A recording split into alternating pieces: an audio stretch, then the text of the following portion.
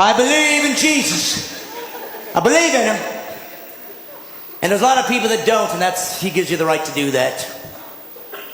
But I just want you to know that faith does have purpose and value, and it can be used intellectually. And people say, yes, what's the difference? You know, the Bible's just another book. No, first off, that's wrong. The Bible's not a book. The Bible's 66 books. 40 different people wrote it. Over 1,500 years. There's never been a book like that in history. Ever. Does that make it the Word of God? No. It just means it's worth considering. Because there's never been a book like this.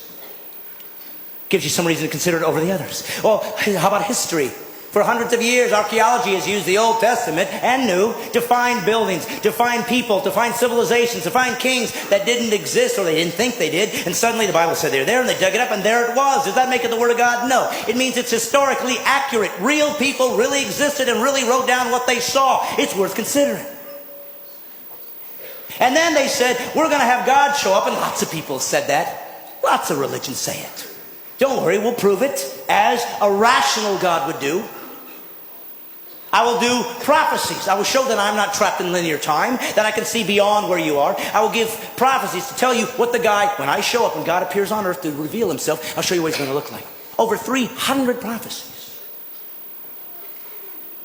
And then a man showed up one day named Jesus. And he said, I'm that guy. And he fulfilled all 300 prophecies. That's impossible. People could say, well, yes, they just wrote it afterwards and filled it all in. But we know that the first Greek translation of the Old Testament was done 250 years before Jesus was born.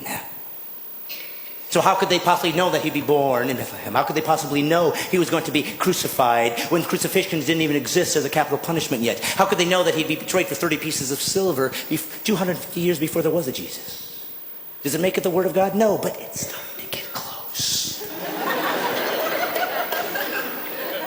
And then Jesus said he would fulfill these things and did miraculous things to prove I'm not just a guy talking like everybody else. Look what I've done. And some people believed and some didn't. That's how humans are. And then he said this, I'm going to prove it to you. I'm going to die.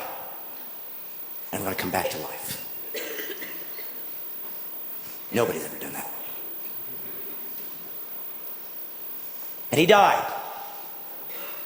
And all those who were with him, 3 years, ran in fear, as would all of us. And they ran away and they said, I guess we were wrong.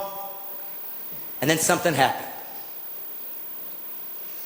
Something happened that made all of these guys come back and be willing to be martyred for this belief system, except for one. Of course, John was sent off, but everybody died a martyr's death. What was it for? Because they thought they were going to get rich? There was no riches here. There was no riches. The Roman government hated them. They wanted them destroyed. They'd use them as people that could be eaten alive by animals for sport and entertainment. You were kicked out of your culture. The Jews weren't going to take you in. So there was no value there. There was nothing good here. There was nothing here to gain. And they all still died for what? Because they found a new religion? No, for one reason. They said this. I saw him die.